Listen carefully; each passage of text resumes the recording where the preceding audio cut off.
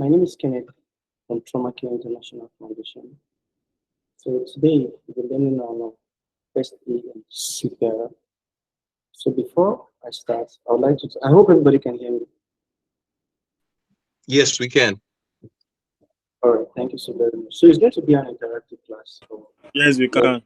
all right, thank you so very much. So it's going to be an interactive class or lecture. So I'd like everybody to pay close attention because also I'll be asking questions.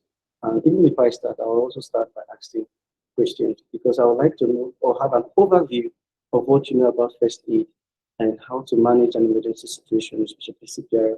And we'll be having this training. It's a series, all right? So because if I said we should run through each topic all throughout today, we'll not be able to, go through everything. So what we are going to be doing is that we'll be having series. I'm going to communicate the time to each and every one of us when we'll be having the next one like that, so that we'll be able to cover all the topics on that first aid. All right. But before I start, and also I'll be sharing my slide with you so that it can be seen and you can relate with what I'm saying. All right. Before I start, I would like to talk about my foundation, Trauma Care International Foundation, and what we're about. All right. So let me just share my slide so that you can also see it. First, it is written here.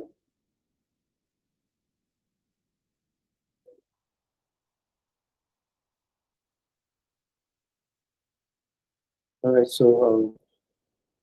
This is my slide talking about Trauma Care International Foundation. I just hope you can see it.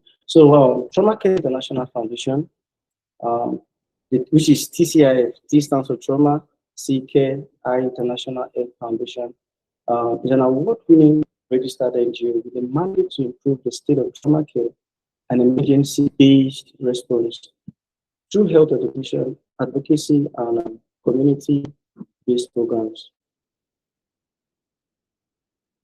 such as child safety awareness campaign and first responder training, voluntary blood donation, hospital endowment program, and TCR art projects. All right. So with time, you'll be able to relate with all of these projects that we are doing. We're not only involved in first aid or first responder training. We're also involved with voluntary blood donation. Right. So that is that. On the course of this training, okay, these are some of our products. As you can see on the screen, these are some of our products. The TCR app, the voluntary blood donation, but let me skip that and go into the main objective of this training. Okay, so the learning objective is that at the end of this training, let me accept somebody.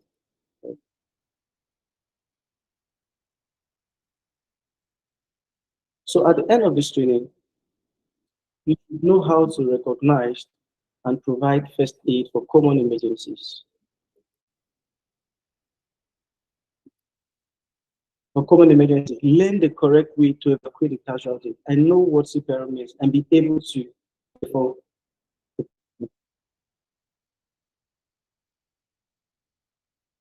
So these are the course outline. Though we'll not be covering all of these topics today, like I said, because of time. So we'll be having time to actually touch each of these topics. All right. So the course outline will be and I'll be teaching you on bleeding, which is nose bleeds, minor and deep cuts, how to care for such an emergency, care for an unconscious casualty. Either the person is unconscious and not breathing, or the person is unconscious and breathing. So there are different techniques on how to manage such an emergency. We're also going to learn the recovery position, what is CPR, first aid for choking in infant and adult, first aid for seizure and asthmatic attacks. They have first aid for asthma. Many people do not know about it. Though it could, you cannot use the inhaler to replace the first aid method, but it is very, very, very necessary when you're in an emergency and you don't have your inhaler with you. All right. So we also have first aid for burns, first aid for snake bites, and so many topics. I think with time I can add more and teach you all on that. So my first question would be, anybody can answer the question because it's short and very, very uh, simple. So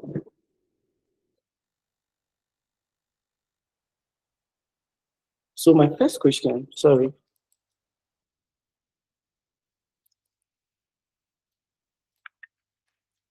All right, so I hope you can all still hear me. Yes, sir. All right, so my Yes, very we first can. question is, Yes, I can on, hear you. on approaching the accident site, you see a man lying on the road by the road, hit by the car. You ask him if he's still all right, but he does not respond. What should you do next? So I'll give you the option there, you just pick the answer. So number A says, leave him to wake up by himself. B says, begin CPR. C says, check if his airway is clear. So which is the correct answer? See, Come check on, if it's please. okay.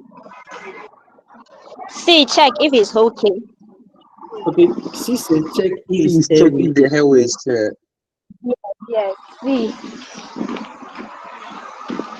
All right, that is actually correct. So you have to check if the person's airway is clear. All right. So once you don't check it and you discover that the airway is clear, then you can begin CPR or the next steps. So my number two question says, you need to perform CPR on the casualty who has collapsed and stop breathing. How many chest compression to rescue breath should you do? A says 30 compression to 2 breath. B says 30 compression to 5 breaths. C says 15 compression to 3 breaths. So which is the correct answer?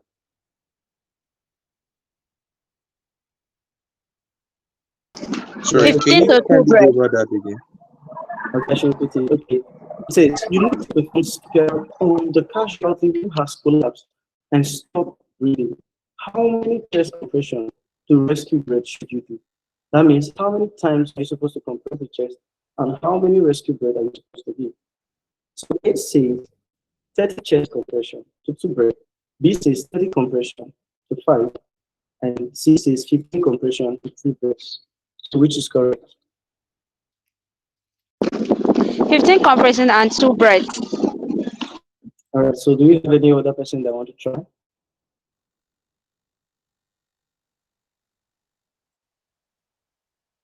That is actually wrong. I think I will go for A. Are you sure about it? Or you just want to go like just to No, take no, I'm it? sure about it. That's my what I have. Right, so option A is actually correct. You're supposed to do 10 chest compression to rescue. And I'll explain why. All right, I think some people are raising their hand. You have questions. Okay, if you have a question, you can keep your question. Maybe at the end of the class, then you can ask your questions so that we know that okay, we are giving you questions to just answer at once. All right, so the next question is the recovery position is a casualty, not breathing and unconscious. True or false? So can you repeat again because your voice is cracking? I couldn't hear that. All right, I'll go back again. So the recovery position is for a casualty, not breathing and unconscious. Is it true or is it false? True. It's true. True, sir. True, sir. Okay, that is actually false. So the recovery position is for a casualty that is not breathing, that is breathing but unconscious. But this one is not breathing. So the emphasis is on that not breathing and unconscious. So recovery position is for somebody that is breathing but is unconscious. Right? So you can find people that are maybe either they can be either unconscious and not breathing or unconscious and breathing. So the recovery position is for unconscious and breathing casualty. All right. So my last question for today will be: it's just a simple definition. I just want to hear from everyone else, or one or two persons. What is the definition of first aid? Just define first aid in your own simple language. Uh, First aid. Good, sir. All right, good afternoon. First aid can be defined as immediate treatment given to an accidental victims or injured person before the arrival of the ambulance or taken to the nearest hospital. Thanks. All right, which is correct. So do we have any other person that want to try? Or we are going by his definition? So if you're raising your hand, you can answer the question. You have the correct answers to give. Okay, without wasting much of our time, like I said, because I'm trying to buy time here. First aid is actually, though he's correct, his definition is correct, but I just want to point out two things, all right, that are very, very vital, very important, two things that we must look out for, all right. Okay, so first aid is the quick and correct response given to an injured person, all right. So the emphasis actually should be on quick and correct. Any treatment that is quick and is not correct, we don't regard it as first aid. And any treatment that is also correct but is not quick, we don't regard it as first aid. That is why in an hospital setting, the doctors are literally doing or carrying out treatment, not literally first aid. First aid or first aiders are those that respond to an emergency at the scene of that emergency. All right, it must be quick and correct. So if it's quick and it's not correct, it is not first aid. And if it's correct and it's still not quick, it is not first aid. All right, so the people that can actually carry out first aid is me and you, because actually if you're walking on the street and somebody has an emergency, that they want to respond to that emergency immediately. That is why we need to learn and know the basis of first aid and how to respond to an emergency. All right, so that is the major reason for this. And trauma care as a foundation, we are all about that, all about first aid, training first responders that know what to do during an emergency. They have to have people that are super active to respond to an emergency when it arises. All right. So without wasting much of our time, I'll go again to our slide. All right. So we'll be talking about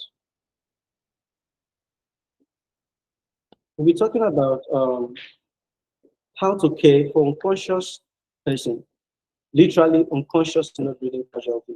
So I'll be sharing my slide again for you to see.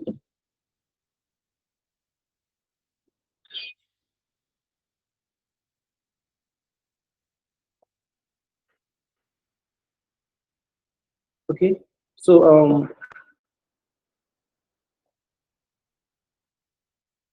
yeah, I hope all you can see my slide.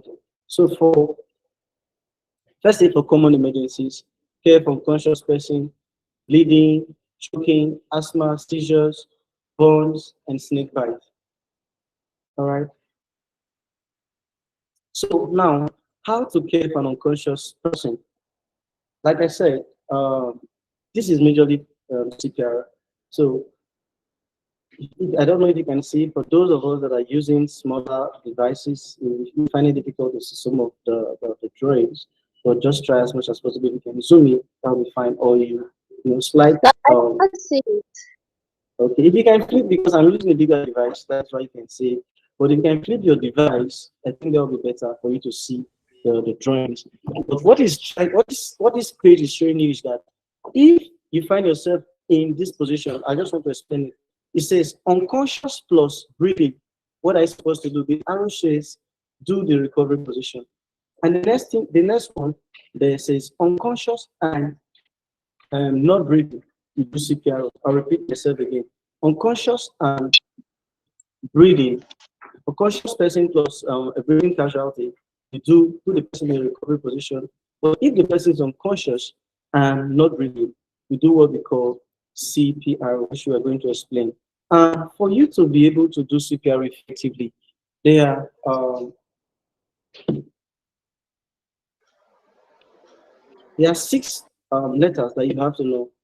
It's an acronym actually. It is called DRS ABC, which is Doctors ABC. You can use that method to always remember it. The Doctors ABC is DRS. You're not supposed to spell the doctor.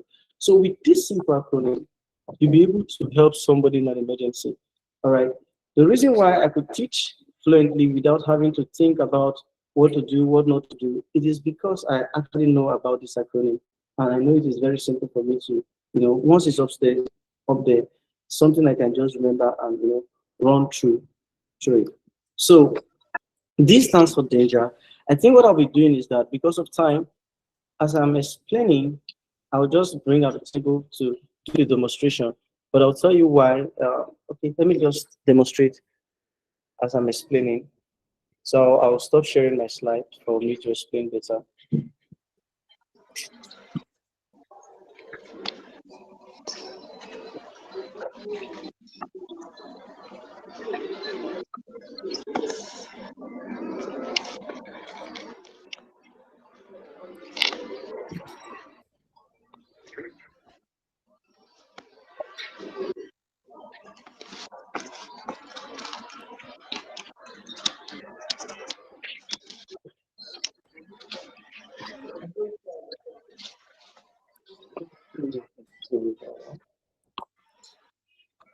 Okay, I hope everybody can see my mannequin.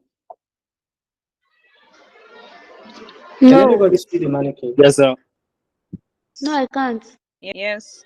I think what device are you using? Just tap your screen and you will see I something think, come up. Then yes, you just just tap your screen and try to, you can, prompt on the you can rotate your screen. Please switch to video call. You can't see you. So if you flip your screen, I think we'll be able to see but I it. can see him. All right. So I'll proceed. I So can also this, see him as well. you don't necessarily have to see my face. I just want you to see the mannequin because I'll be demonstrating on the mannequin for you to see. That is the major thing. And mind you, you're not supposed to do CPR on the table. I'm just demonstrating. That is why I'm doing it on the table. But if you have to do CPR, it is best to do it on a hard surface, probably a floor. We watch movies, we see people do, especially the American movies, we see them do CPR on the bed, which is also, I will not say, I'm not going against them that is not correct, but for you to have more effective compression, you have to do it on a hard, flat surface. Reason being, if you are doing it on the bed will also be taking shape, right? Because you compress, the bed itself will be taking shape, and your compression will not be that effective. So if you want your compression to be effective, do it on a hard, flat surface, all right? Probably on the ground. All right, so I'll be demonstrating here just for you to see. So the first thing first is if you have your pen, you have a paper, just try to write because it is very, very important. I'll give you the 6 simple acronym that you have to use, which is called Doctor's ABC. So the first thing is D, danger, also known as scene safety. So if in an emergency, you have to check that the scene is safe before you proceed to helping that person. You cannot just jump because you know what to do. You are a professional. Just jump to helping that person. You have to check for scene safety first. Maybe it happened in an office. You have to check if the person maybe he was electrocuted or he slipped and fell or anything, any possible cause of that emergency. You have to check. Maybe it happened maybe an accident seen on the highway. You have to check if there are broken glasses that will injure the person or you. If it happened maybe in the middle of the road, you have to look for a proper way to evacuate that person from the middle of the road so that you do not harm yourself and the casualty while you're trying to help the person. I just hope I'm not too fast. Okay, so let me assume I've checked for danger by making sure that the scene is safe. That is very important. You have to make sure that the scene is safe before you help a casualty, all right, in an emergency. So I want to assume that I've checked for scene safety and the scene is safe. So what is the next letter? I think you guys will be helping me with the letters. I just gave you the letters DRS A B C. So you'll be helping me with the letters so that I know that you guys are all following. So what is the next letter? R. All right. So the next letter is letter R. So letter R stands for response. All right. So you call for response by tapping the shoulder of your casualty and call on both ears. All right. So you can also stand here and call for both ears. So you tap on the shoulder of your casualty and you call on both ears. The reason why you're calling on both ears is to confirm if, okay, probably somebody can be partially deaf on one ear. You have to be sure, all right, that this person is really unconscious. Because you cannot just call the Lagos State Emergency Service without confirming that this person is unconscious. All right, so you tap on both ears. You don't necessarily have to know this person's name. If it's a woman, we can say, hello, man. If it's a man, hello, sir. Can you hear me? Can you hear me? All right, so I'll just demonstrate that for you. Sir, hello, sir. Can you hear me? You're not supposed to be shaking your casual, all right, especially if it is an accident scene, because you don't know if the person has a spinal injury or so, or neck injury. So just tap gently but hard on both shoulders and call on both ears. The reason why my casualty is moving is because it's on top of the table and my own positioning also. All All right, so that is that. After calling on both, tapping on both shoulder and calling on both ears. Okay, before I proceed, I'll show you how to call for response on a baby. This is actually an infant, an adult casualty. So we have mannequins for an adult, for a child, for an infant. So the one I'm showing you right now, the one you can see on the screen, is actually the adult mannequin. So I'll show you the infant mannequin now. Let me have a look at that. All right, so this is the infant mannequin. Let me just take this one. So I hope you can see it. So this is the infant mannequin, 1 year downwards. So this is an infant mannequin. So for you to call for response for an infant, you tap under their foot. Even you as an adult, this is one of the most sensitive parts of your body, right? So if I should tickle you here, you see you feel one kind of sensation. So for babies, it is also very sensitive for them. Why you tickle them under their foot? Call on their ears also. Or be looking at them and call on their ears. If they are responsive, they will always make a sign. They don't necessarily have to shout. They will always make a sign. Then you know that, okay, this baby is responsive. Like I said, tickle them under their foot. Right? So that is that for an infant. But for a child, a child is different from an adult. So for a child, you can also tap on both shoulders while you call on their ears. They'll be able to hear you. So that is that for a child. Okay, so what is the next letter, please? That's how to call for response. So what is the next letter? Letter S. Oh, letter S. Okay, letter S stands for send for help. So how do we send for help? Let me admit some people, I'm sorry. So how do we send for help? You send for help by, screaming out. If you're the only one in the office, help, hello sir, help, help, somebody help me, blah, blah, blah. Maybe somebody wrong, somebody comes to you, you give them, tell them what's happened and tell them to call the emergency number. If I may ask, what is the emergency number here in Nigeria? Or in Lagos, what is the emergency number here? Anyone tell me the emergency number? 767 or 112. Correct. So 767 or 112. Most of the people who've trained, you ask them what is the emergency number, immediately they just tell you 911.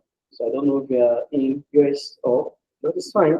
But I thank God everybody know the emergency number now. So it is a plus for us here also that we are beginning to know about emergencies and how to respond to it. Okay, so we call the emergency number and tell them the exact location of that emergency, the scene of the emergency. You don't tell them, or even if you are giving them the scene of that emergency, you also give them a landmark that they can use to locate the place. All right. So you tell them and give them a proper address for them to easily locate and come to help rescue that emergency. All right. So that is all about sending for help. But if you have maybe what is it called? You are the only one. You can as well call the emergency number. While you are still attending to your casualty, you can put your phone on loudspeaker and talk to the emergency people that, okay, this is what is happening, you call, you did this, and the person is not responding. Then while help is on its way, that does not mean you should stop attending to this person. You have to continue attending to this person, providing help to the casualty. Excuse me. All right, so that is that for that. So what is the next letter? A. A. The next letter is letter A. So A stands for airway. You have to open the airway. I think let me see if I can show you the slide. Let me show you the slide of somebody whose airway is blocked, how it looks like, so that you'll be able to relate.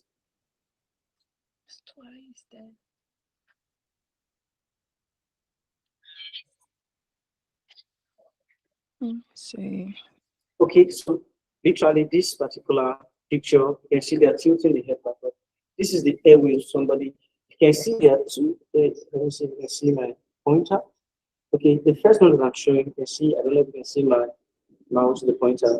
The first picture, at this particular point, the airway is completely blocked. You can see how narrow it is. It is because We the airway can has been. see.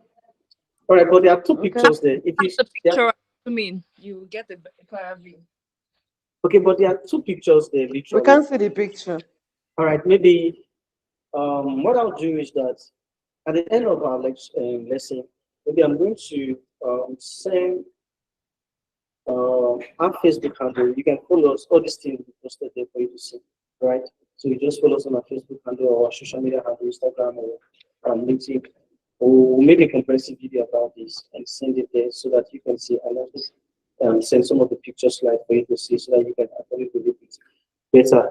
But if you can, let me just explain the picture now. Take it back. From a far view, I'll explain the picture, though I know you're not seeing it very well. But the first picture, if you look at the airway, or the airway is so narrow, so air cannot pass easily because of how narrow it is. All right.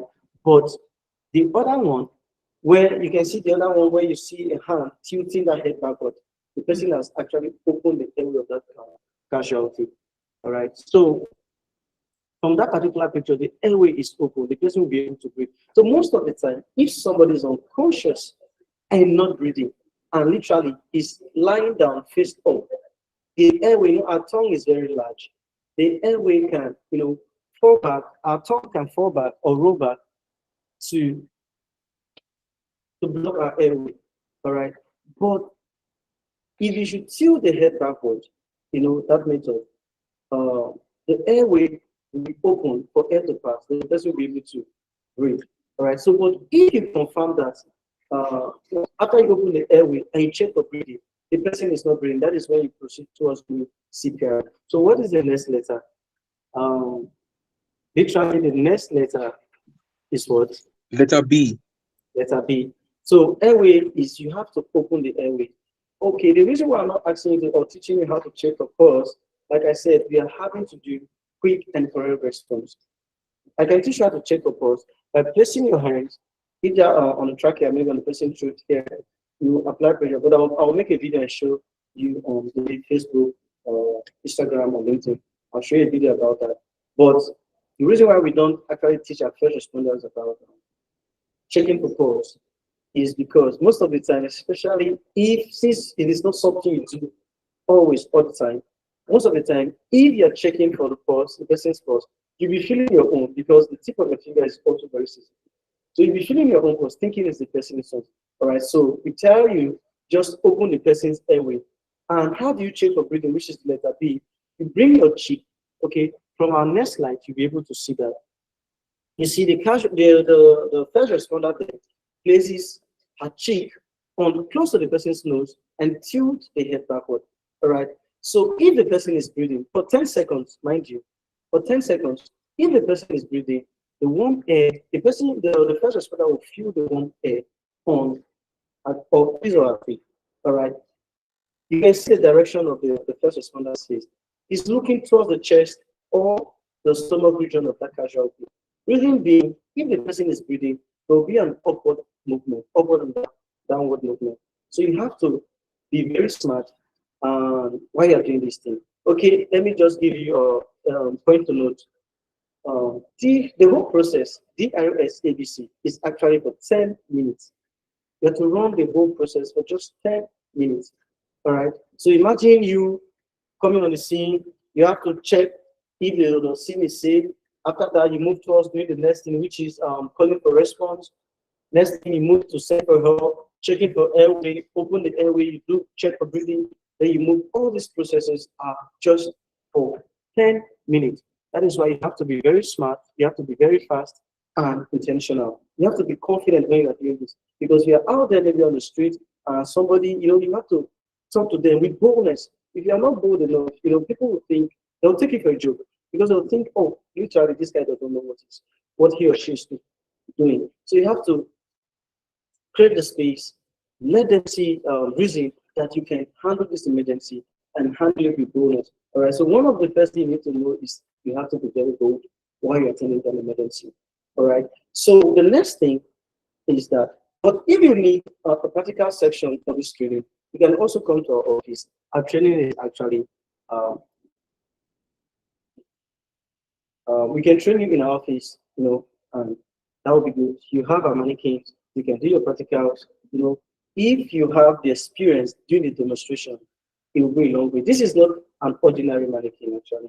It has a spring inside and a bag. So if you are getting to the right depth of the compression, you'll be getting a clicking sound to know that you are getting to the right depth of compression. So that is how you do the chest compression. So what is the next letter, please? Letter C. Letter C. Okay, Mr. Temitope Nabatunde has been the one answering the question. He has been the one answering the question, telling me this, telling me that. It's fine. Thank you so very much for showing so much interest. Okay, so the last letter is letter C. All right, so what does C stand for? Can anyone try? Aside Mr. Temitope, can anyone try the last letter, letter C? Compression. All right. Okay, C is compression. CPR, which is cardiopulmonary resuscitation. For the doctors, they'll tell you C is for circulation. All right. But for us as first aider, it's actually compression and CPR. So CPR stands for cardiopulmonary resuscitation. So cardio literally is for the heart, pulmonary, the lungs, and resuscitation means to revive. Okay, so you have to focus at this point. You'll be acting as a pseudo heart, which is false heart, because if somebody is unconscious and not breathing, they have to stop pumping out blood, and you need blood to maintain a normal metabolism or metabolic reaction, and you need blood to for your body to function properly. Shortage of blood, oxygenated blood, going to your brain within the space of 5, 6, 7 minutes, some of the brain cells will start dying. All right. So 10, 15, 20 minutes and above, some of those dead cells will become irreversible. So you don't want that to happen. All right. So most of the time, especially in an accident scene, you see people who go unconscious, but literally they are not dead. But because people do not know what to do, they will literally assume that they are dead. Meanwhile, they are still very much alive. All right. So you have to confirm. That is why you must learn first aid. It is a necessity for everyone in our community to learn first aid. Though it is simple, people just take it as common, but it is very, very, very necessary for each and every one of us to learn and also to push out this knowledge to everyone out there to know about first aid and how to respond to an emergency.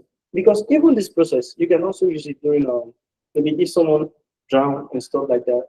There are so many situations that you can use these simple techniques, the CPR techniques, to help revive that casualty. So, like I said, the entire process is just for 10 minutes.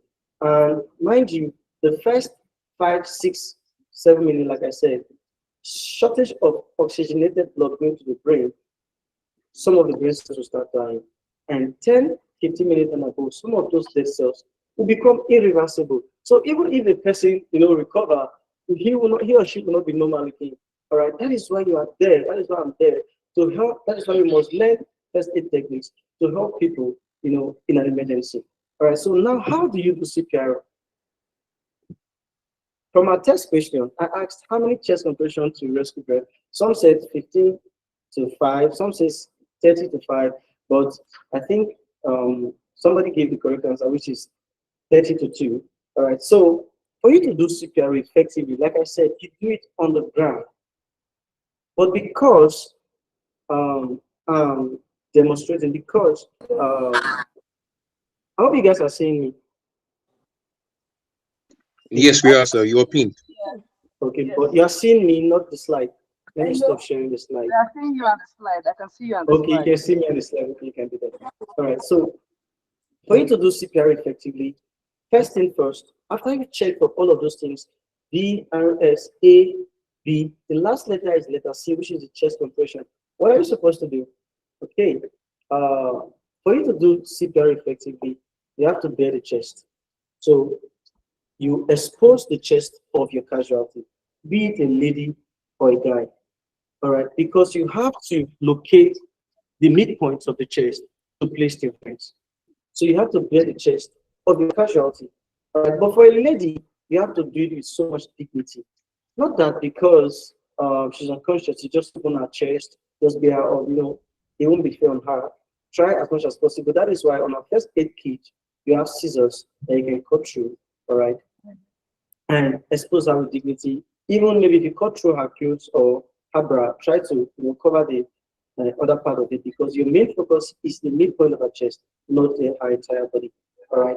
So you expose the chest. For a guy, it is a lot easier to locate the midpoint of the chest. So once I expose the chest, you draw an imaginary line down the truth and across the midpoint. So the center point or the midpoint is where you're supposed to place your hand. Give me a second. So you draw an imaginary line down the truth and across the midpoint. You place your hand on the midpoint. And how do you place your hand? You interlock. Not like this. Some people, when you ask them to interlock, they just go like this. And I don't know what they want to ask. So you interlock by, I don't know which is your dominant hand. You can use either of the hands, but this, like this, you interlock the closing. All right. For an adult, you're supposed to be on top of your mannequin or the casualty. So compressed. For a child, because the rib cage is not that developed, what are you supposed to do? You have to use one hand, right? You place one hand on the midpoint of the chest to compress. And you also have to interlock. Try to make sure that your joint is not flexed, like something like this. Keep it straight.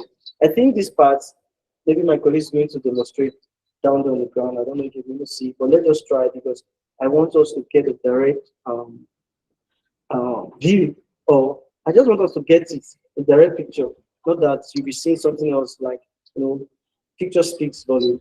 Because you're seeing me doing it here, you find it difficult to actually see how to do it correctly. All right, so I'll call on my colleague to just help me do it on the floor.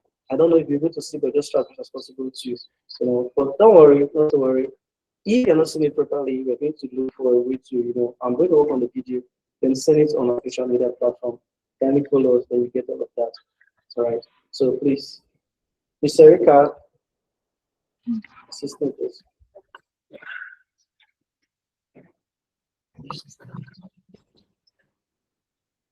So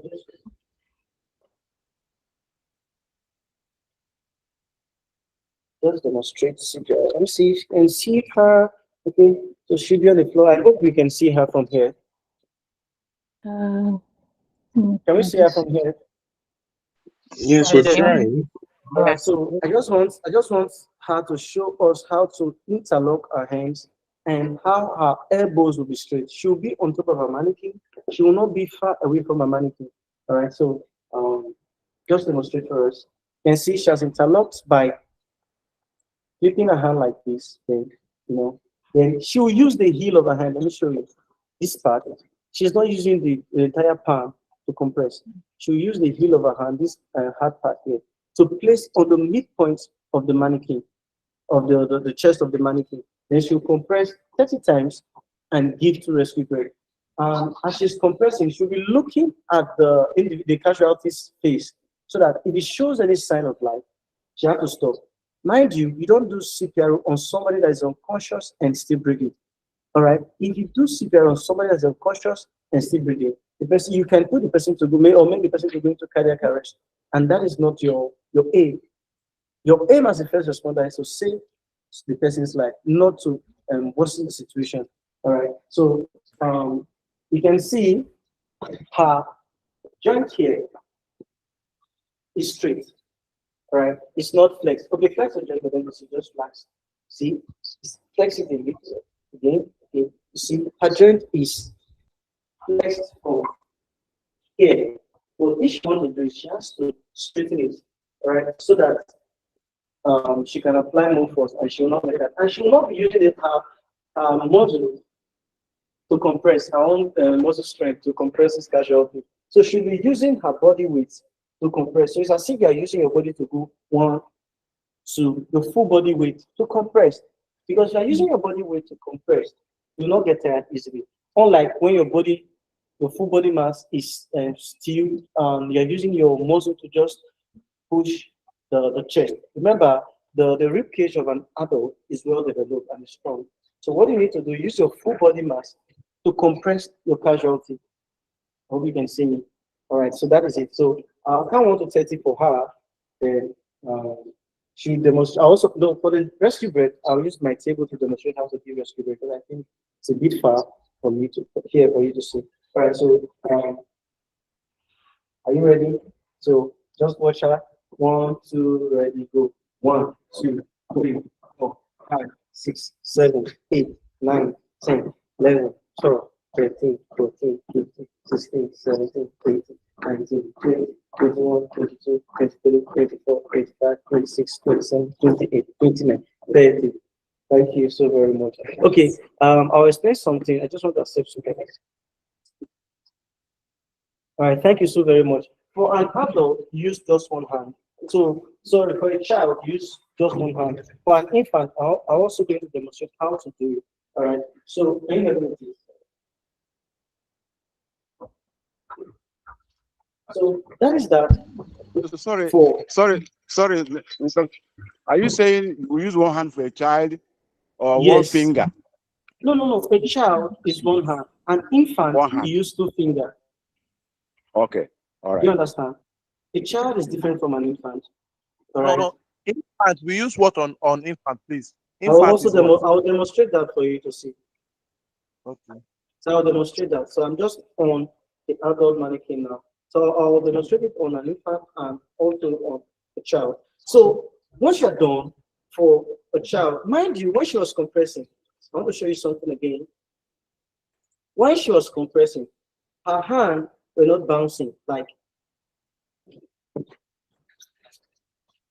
she was still. All right. So you try to maintain the composure, and your hand should remain, still. All right, when you're compressing. Now that your hand will be moving up and down. All right, so try to maintain your composure. Your hand should be moving up and down.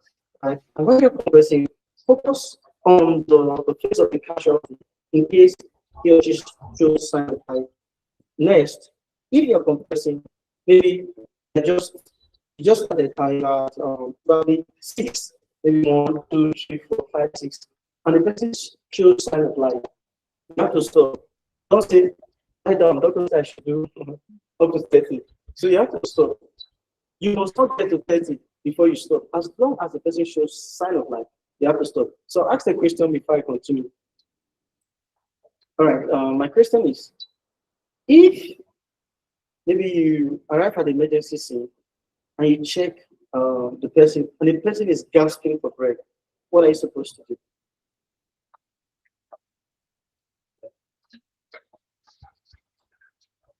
Did you hear my question? Do you have answers to it, or you don't have answers to that? Again, please. Come again. Again, please. I said maybe you Question. arrive at an emergency scene while you're trying to look out for the person to help the person in order to help the person, and you discover that the person is gasping for breath, like that act. What are you supposed to do to help save that person? What are you supposed to do as a trained first responder? Okay. So I think we would apply the DSAPs, which is the check if the scene is safe. If there are a lot of people in the environment, you clear the environment so there's enough air ventilation to get across to the person. Okay. So you just clear the environment, making sure that it's safe. What are you supposed to do? Is it just to clear the environment? And check if the person's airway is free for ventilation, air ventilation to come in, and make sure you place the person's air well to make sure there's a proper airflow. All right, thank you so very much for that answer. Okay, second question is, what if you arrive at the emergency scene, you check, and the person still has a pulse? What are you supposed to do? Maybe you check for pulse, and the person has a pulse. What are you supposed to do?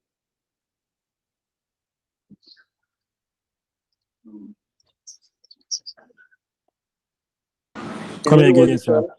Okay, maybe I say you arrive at the emergency scene while you're trying to help the person. You have to check for danger, you check for response, you check for this, and now you check for pulse. You discover that the person still has a pulse. What are you supposed to do next?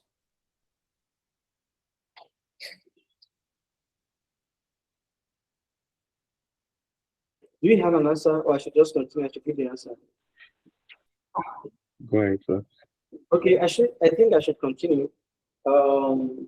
Okay, so if you are doing CPR or you're checking for the scene and everything, and you discover that the person has a pulse, you're supposed to, you don't do CPR on somebody that still has a pulse. You just put the person in a recovery position and open the airway. So for the first question that I asked, if the person is gasping for breath, after checking and opening the airway, you have to do CPR. Gasping for breath is not regarded as breathing. As long as the person is gasping for breath, the person is actually losing his life, is dying. So what you're supposed to do, you're supposed to do CPR for such a casualty.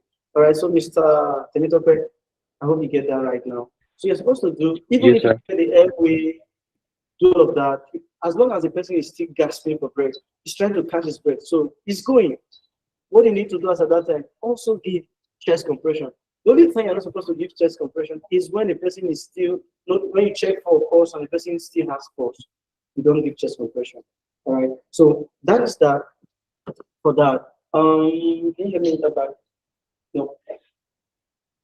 So after checking for pulse, I think I'm going to stop somewhere because of time.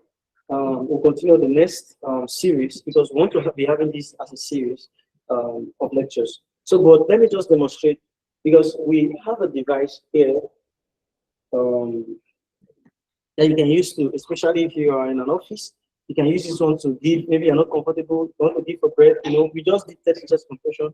I have not demonstrated how to give, what is it called, rescue breath.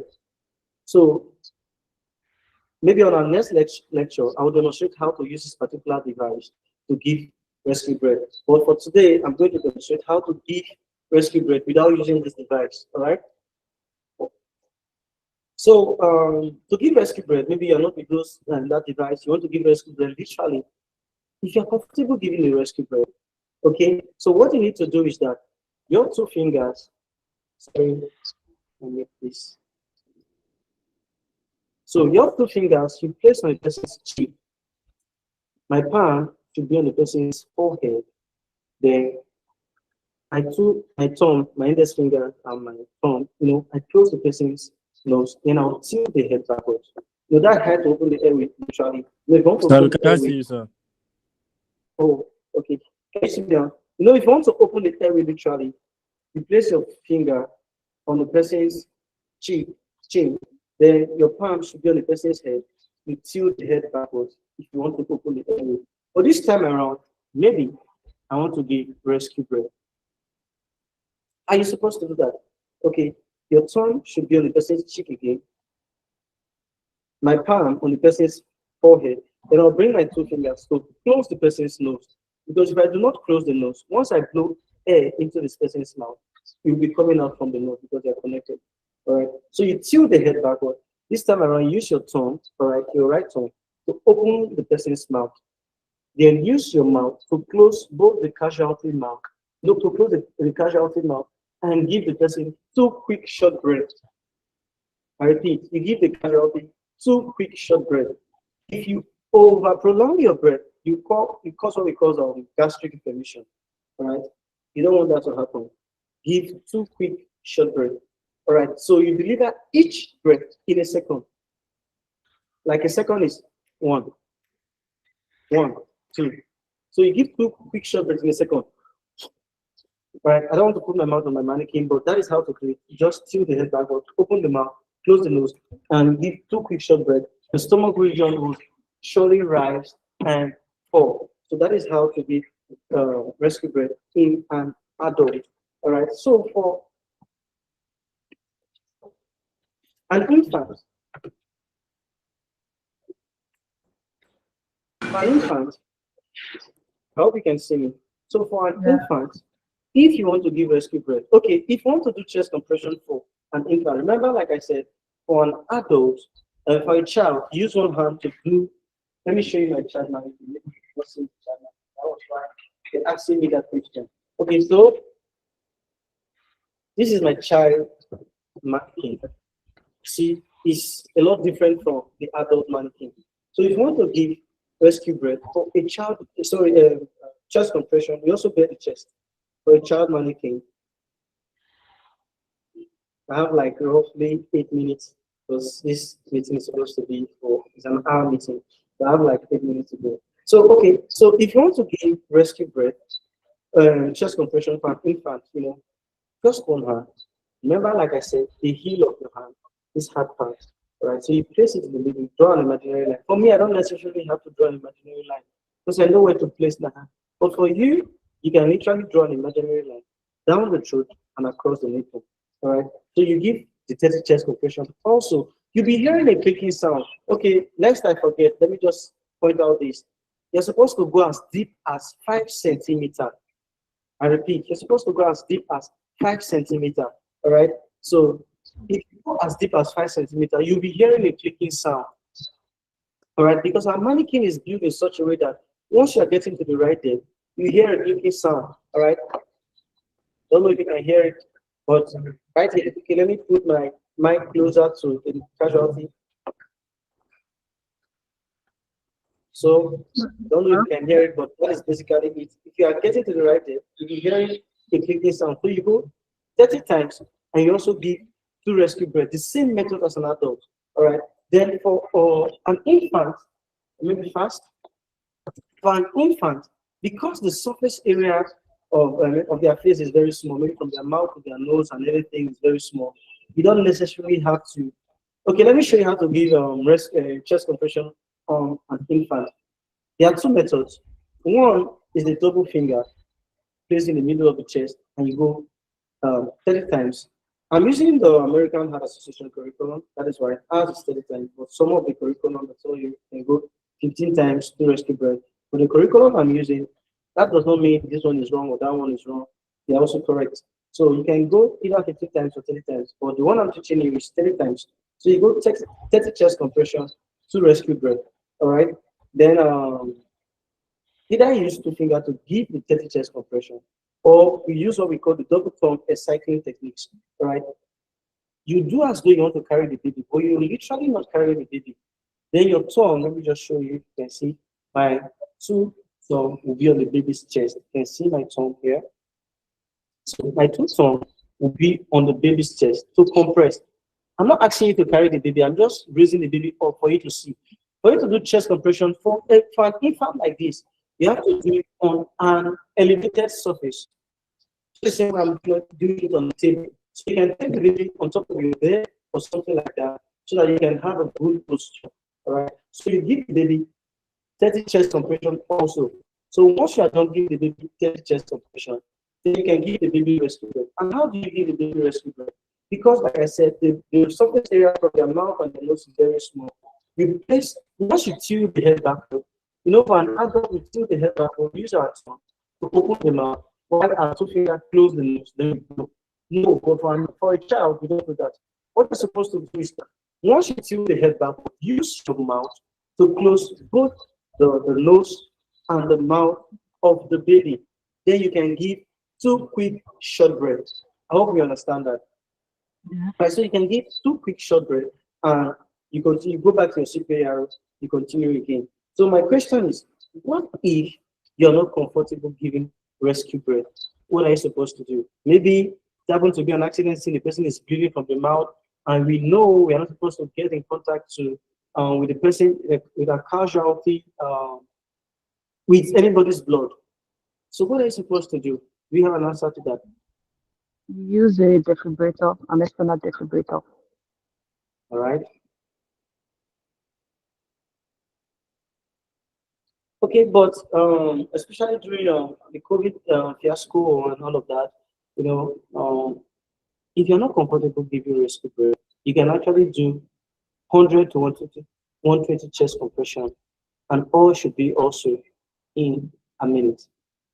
All right, maybe if you're not comfortable giving the rescue breath, you can see how from my video slide here, the picture slide, you can see how the various placements are being made. All right, this for baby, this for an infant, and all of that. This is how to also check for rescue breath. These are some of the barrier devices that we'll be teaching you maybe probably on our next lecture. So I'm not teaching you on recovery position today, so let me go back.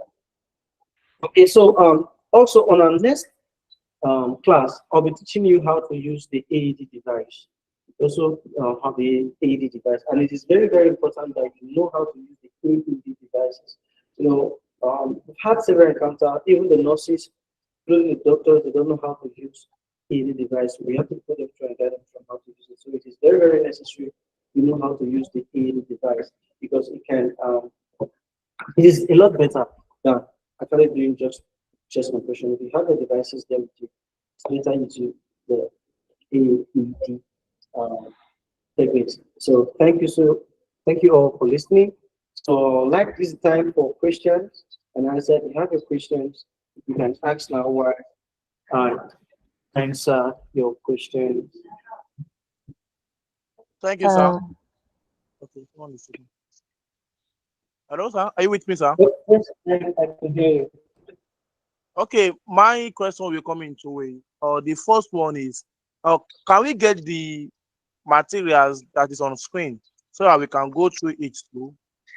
Like I said, okay, just ask a question, then I can answer. Can you give me the time? Okay. The second question about the infant. When the infant is breathing, what other ways can we use? So if the infant is doing what? Sorry. When the infant is breathing, bleeding. Okay, if the infant is bleeding, okay, like I Yes. said, we have several topics. I want you to major today basically on first aid and CPR. We have courses like if you connect very early, I outline several topics that we'll be treating. We'll be talking on bleeding, both Yes. minor and major cause. We'll be talking on seizures. We'll be talking on asthma.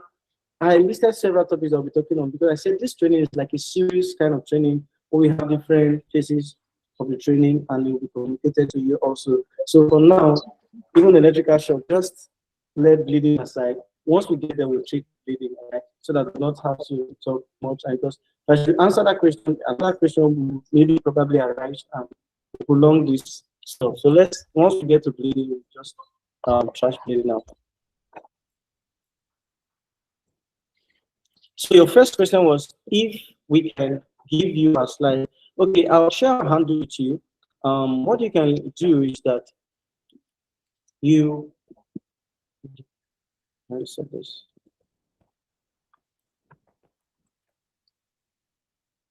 Sorry. So like I said, I'll share a handle with you. What you do is that just follow us. We'll make a video slide. We also have an online platform that you can learn this anyway. We have a trauma care e-learning platform that you can go to learn this. But that one is like, okay, so you cannot ask questions with that another time. So, but we'll create a slide maybe on Instagram or social media handle and I send it there. You can answer a question. You can also watch the videos. Like this particular training we just did, we'll have a video for it so that you can easily go watch and get this thing again and get your mind refreshed. You can also send you e-learning copy where you can go, learn basic first aid again. All right, thank you so very much. So do you have any other question? Yes, I do have a question. Yeah. Okay, thank you for the lectures. I think I learned a few things that I already have knowledge about. I just want to ask, if I want to come in, if I want to come in to learn, if I want to come in to get the knowledge of CPR in your office, what is the cost? Do I get a certificate at the end of the training? All right, coming to our office to learn, just give me a break.